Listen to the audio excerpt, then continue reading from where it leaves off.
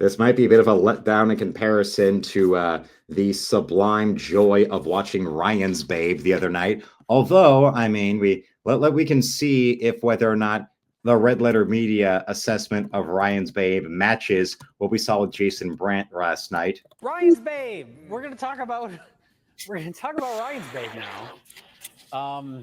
Thank God it's not me. No, this is Rich Evans. Really? Oh yeah. Did you do that to me? Before you talk about it though, can we talk a little bit about our decision to watch it? It was just a wild card. We expected road movie boner comedy. I mean, you look at that cover. Look at the cover. Look at that cover. And this is, at least with this, you get to really see what I was talking about last night, where those who actually do own the movie on physical media, which I don't, but I really want to, you see this poster, this box cover, and then you see the actual movie, and you're going, what the fuck's going on? Comedy thriller. What the fuck does that mean? What the fuck is a comedy thriller? It should be comedy thriller. Yeah. or comedy thriller? I'm pretty sure, like, whatever they describe it as should end in question mark. Hey, you want to go for a beer? Okay. You're buying. Wait. Come on, let's go.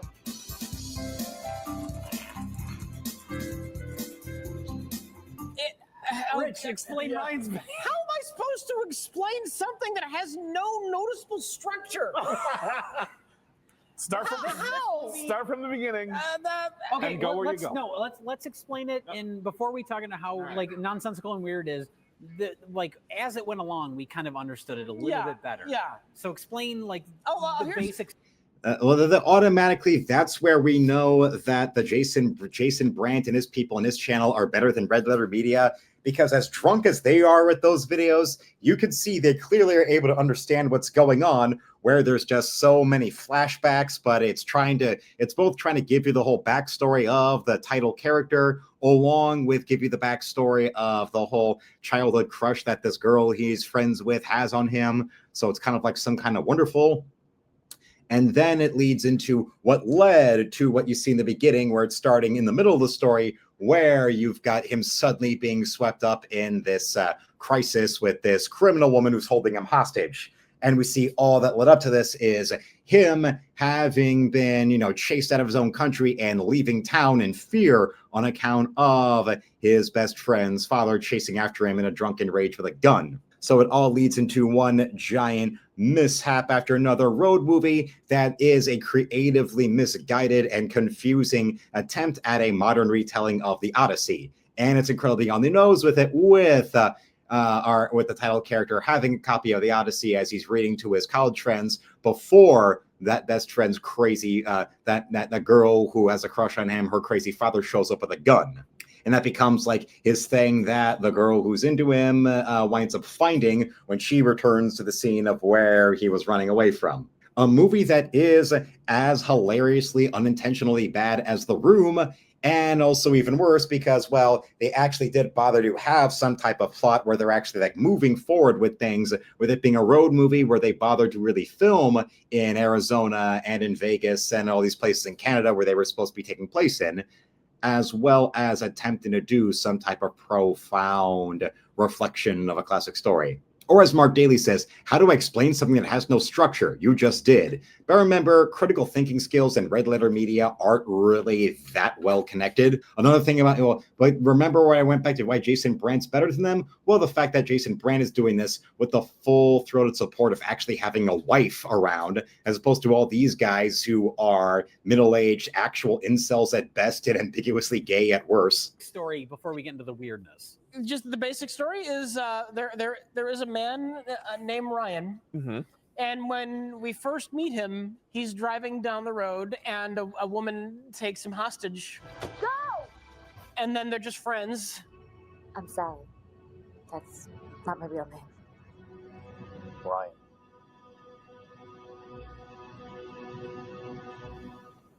What's happening? We should be there by 10 o'clock in the morning. So now they're just friendly? Let's get going. This is the quickest case of Stockholm syndrome I've ever seen. And then they have a pleasant dinner. Son-in-law of the late senator was taken into Why custody. is there a TV directly in front of their table? Evidence suggests it was Westgard who heavily drugged his wife Krista, the senator's daughter, to implicate her in the murder of her mother, so he could inherit the Adams family fortune. And then she hears on the news that she's innocent of the crime she's been accused of, and then she just lets him go. So what do they say that has her so upset? She's no longer a suspect? She's no longer a suspect. She didn't kill her mom, so everything's good. great. Cool, but yeah, he's trying to get out of the movie. It's his car. What? We're not even 10 minutes into the movie. You stay with me, please. What is happening?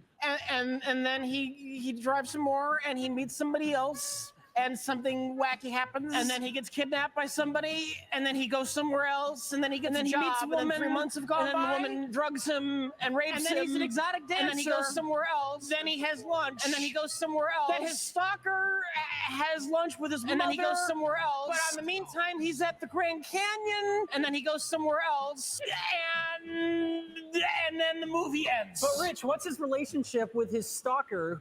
He doesn't care how much he hurts me. He just doesn't care. Oh, he's completely indifferent. Yes, the girl who, well, I mean, although I do appreciate Redlettermedia for outright calling her a stalker, because if the genders were reversed in this type of script with this type of character, you know, all the women and all the male feminists like Cinema Snob would be calling her a stalker, like what they've been doing with Pretty in Pink for decades. But when you do the same script with the genders reversed, suddenly it's okay for the nerdy friend to, you know, get the get with the dream girl or whatever that's been cucking them for years. You know, like what happened where, yeah, the nerdy friend that's in love with the protagonist winds up with the protagonist in the end when it's some kind of wonderful, where the frustrated friend is the girl, but not with, you know, John Cryer being the friend in Pretty in Pink. Although, to be fair for Pretty in Pink, yeah, the fact that the frustrated friend that wants to be in a serious relationship is played by John Cryer, yeah, I get it. Or as Forever Lost says, the movie, referring to Ryan's Babe, should just be called Fuck It, Why Not? That's the thing with these type of unintentionally bad filmmakers. Whether it's the one who actually has an honest-to-God filmography to his name, Neil Breen or Tommy Wiseau, or the director of Ryan's Babe, who also is a PhD and displays his, you know, PhD at the end of his name in his director's credit for the movie. Yeah, that a lot of filmmakers would ask why. They're the type of filmmakers that ask why not. Towards her until he decides he loves her. Like I said, I mean, for all of its faults, Ryan's Babe, they say it's Arizona. They actually went to Arizona. They go to have the character contemplate his stalker, you know, his equivalent of Mary Stuart Masterson in some kind of wonderful, and he's contemplating her obsession over the Grand Canyon. I love you with all my heart and soul. I'm committed, willing, and ready to do anything for you. Well, the committed part is definitely true. Oh, he's completely indifferent towards her until he decides he loves her. I love you with all my heart and soul. I'm committed, willing, and ready to do anything for you, Ryan. Why are you so polite and indifferent? That's, yeah, the whole setup there that they kind of cut around to just do the "why are you so polite" line for them to make fun of with Jason Brandt's video. Well, there's something Redlettermedia has over Jason Brandt's review of this. They just cut to the "why are you so polite?" I'm like, oh yeah, why are you polite? Yeah, why don't you smack me around and spit in my eye? Why don't you beat me like my father? Why won't you pee on me? I just want to feel a little. Fuck, just a little. I know it would be so warm and beautiful, Ryan. Just let me taste the bubbles. Fuck, please. Here's $500. Just let me look at your dick. At least just let me lick the tip a little. Can I smell your balls? Please, for years I've wanted to inhale your balls so in the back of my head and I'm permanently high on your stank. And yes, Mark does confirm that George Wendt did die, as well as, of course, Chris Farley decades ago. And ironically, the original skit featured Joe Mantegna, but I'm guessing Joe Mantegna wasn't willing to come back, so they got George Wendt to go and do guest appearances to play that character, even though he wasn't hosting the show. Oh my God. And Mark's been messing with his Lions fan brother and Packer fan nephew by doing the Superfans voice. Yes, you know, yes, female simps do exist. Please, King, just a crumb, just a sniff, King. Please, please, please, King. Just send me some of your used underwear so I can lick the inside or smell it. the female equivalent of Tommy Wiseau with his big freak out scene at the end of the room where he smashes up his own place and then he's rubbing Lisa's red dress into his crotch and then bringing it up to his face to sniff. This girl would do that with Ryan's underwear, where she'd be rubbing her crotch with his used underwear and then, oh. This is a movie about Ryan and his wacky road trip of doom. Yeah. And Cult classic. Wacky road trip of doom is the best way to describe this movie, Reg. That's perfect. So the movie obviously opens with a man about to murder a woman in the woods. I'm gonna have some fun. That almost looks like a set, but no, that's actual forest. I know this is in Canada, but it doesn't look a lot like the forest I would see either in Northern Virginia or Southern Maryland. Fort Meade, Maryland, where my earliest memories were, or Northern Virginia, particular like the house that my Uncle Bill had up there in Northern Virginia. In our boner comedy? I would say no hints that the movie's supposed to be a comedy, but I don't think there's any hints that the movie's supposed to be a comedy the whole way through. No, because it's not a comedy. It's not a comedy. It's the same way that now retroactively Tommy Wiseau has been calling The Room a dark comedy, showing you he's not totally brain damaged and stupid. Was just creatively misguided, but he has enough, going on of self-awareness to think, oh, I always meant that there'll be a comedy.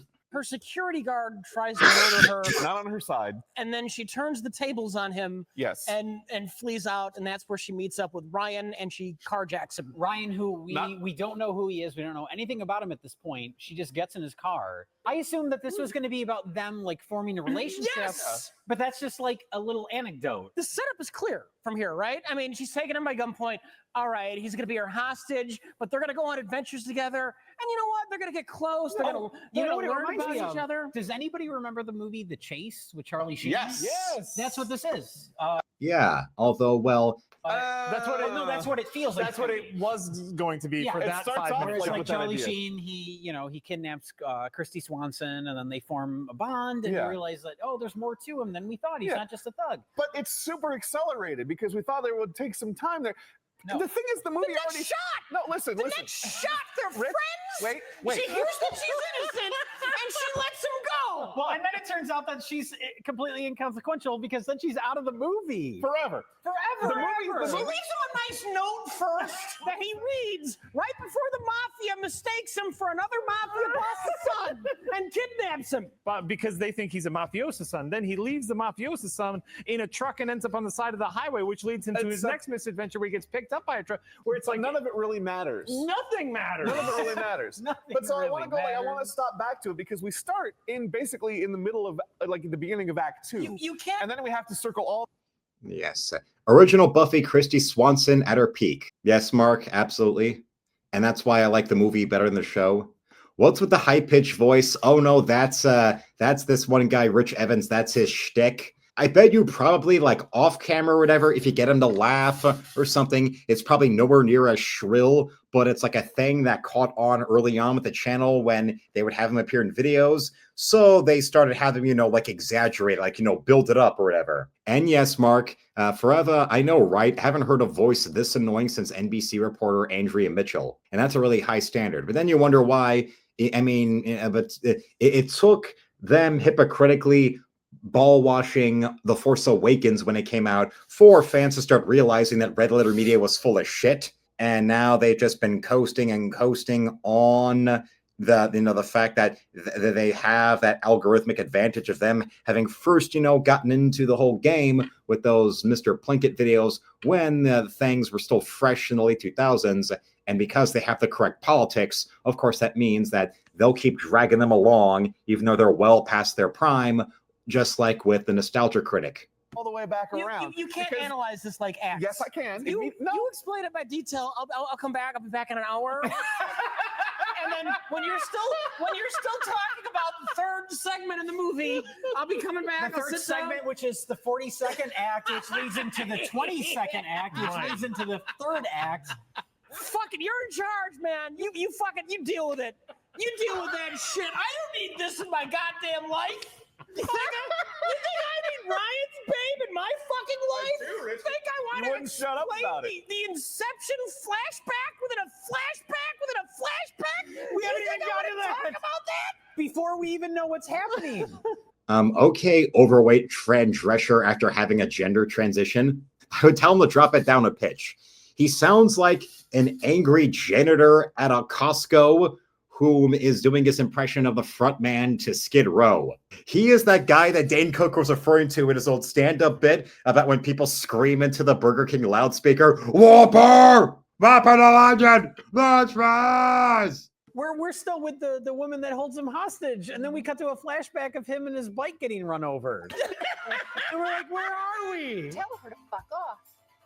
And of course, there's another thing about, this actor looking vaguely middle-aged when he's supposed to be a college student. Like, you see that on the box cover where they show, like, the rendering what's supposed to be him. He's got all those, lines in his face when he's supposed, which is actually pretty accurate because doesn't this actor look like he's way too old to be playing college student? Just saying. It's not like, say, when you look at Denny in The Room and that actor looks like he's some high school, college-age guy, even though the actor really was like in his late 30s, but he just looked, the part of like a college-age guy. In this one, no, this guy, it's like he's supposed to be in college. No, I don't buy it.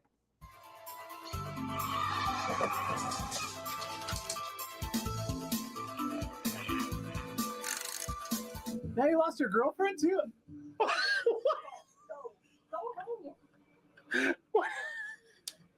Are you okay?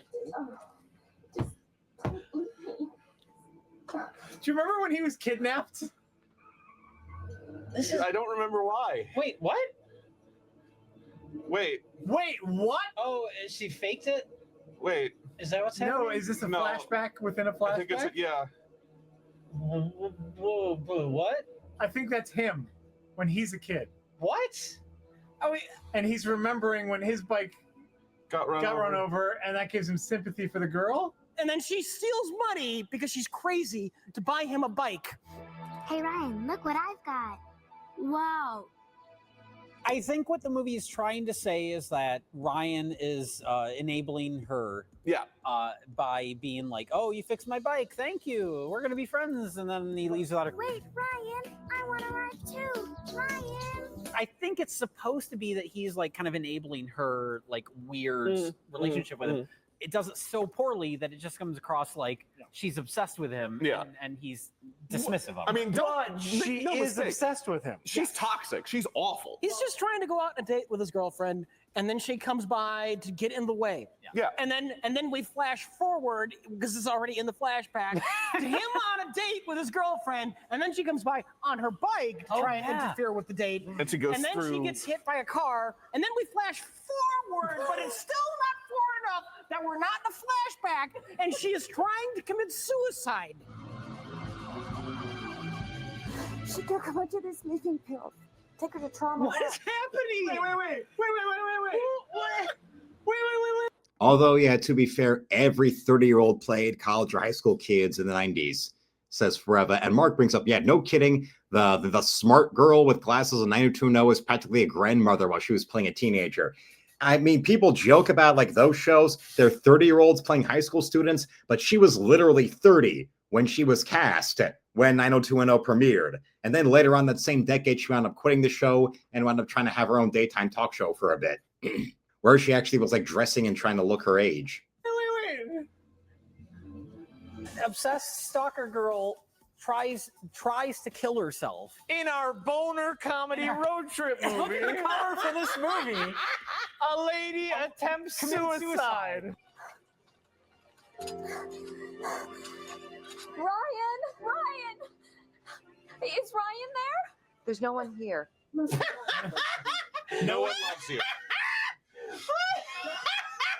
And especially Ryan doesn't love you. Lady, move on. Go to therapy.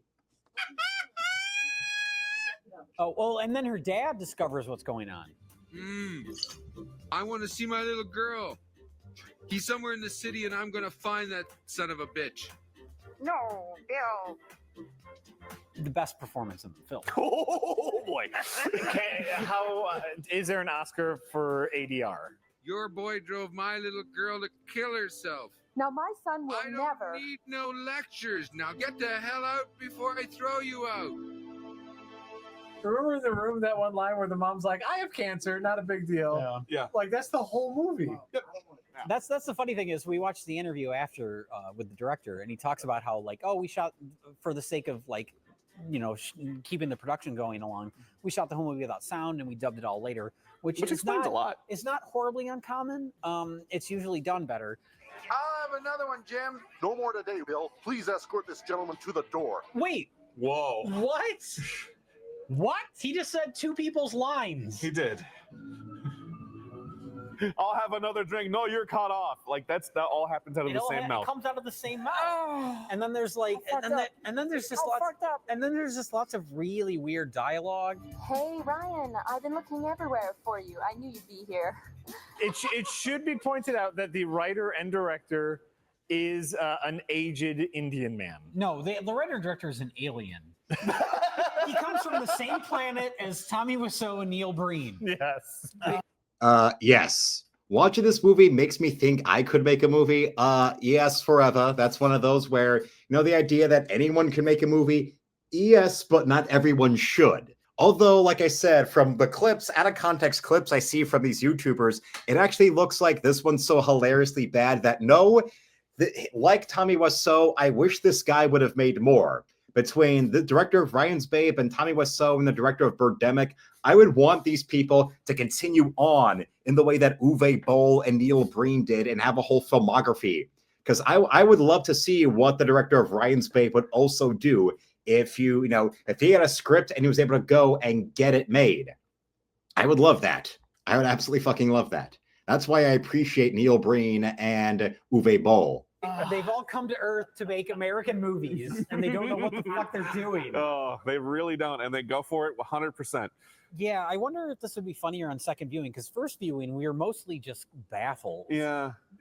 I think probably would be one of those where me being primed for the movie, because having seen so many of these reviews of it, I would be more than ready to be laughing my head off at a movie like this as opposed to being baffled for the first time. Like if I just come across this movie going through like one of those stores that has, used DVDs and VHSs, used records and all that, and I just got it because the cover caught my eye.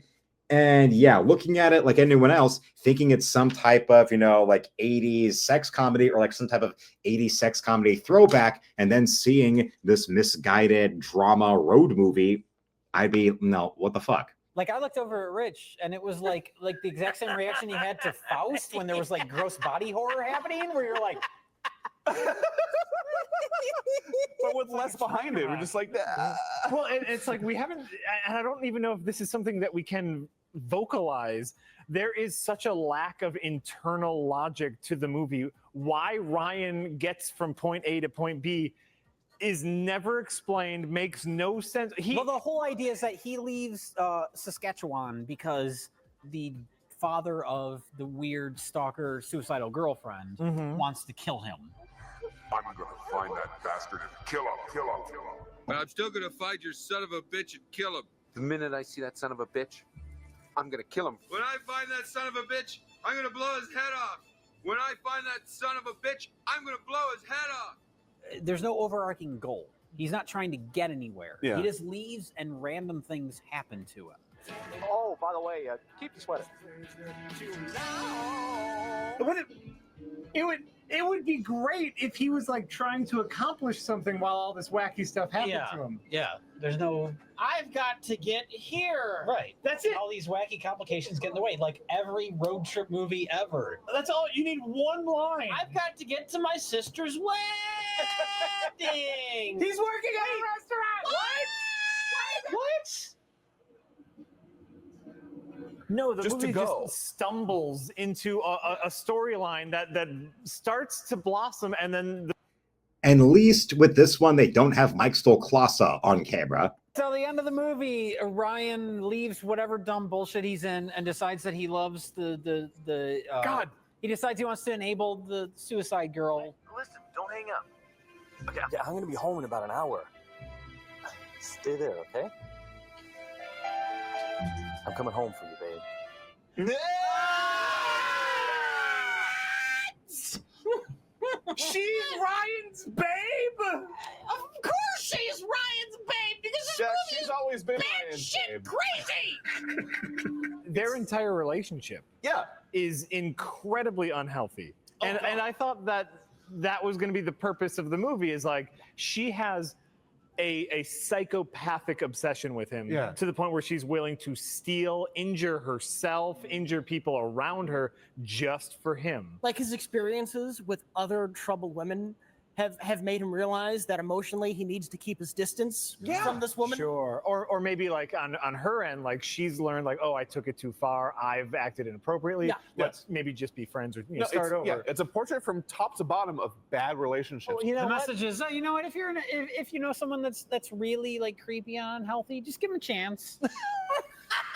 You know what? She will do anything for me. Yeah, I guess that's pretty good. That's true love. At the very least, we don't get the scene with them like embracing at the end. Sure. Because Ryan is a we fucking don't get idiot. it end. Because Ryan is a fucking stupid motherfucker.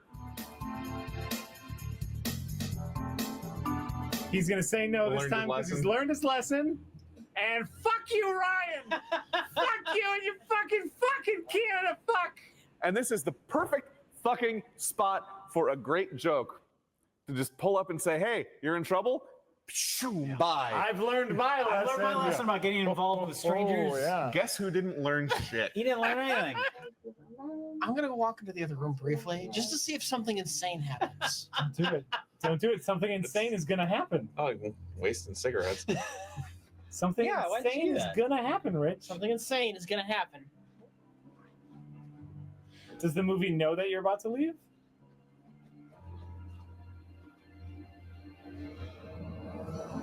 Something insane started to happen.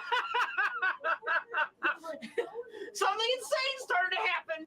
What's funny about this movie, Kim, is that it's been compared to The Room, and it's been discovered more recently as some type of movie compared to The Room, even though this movie was made and released before The Room.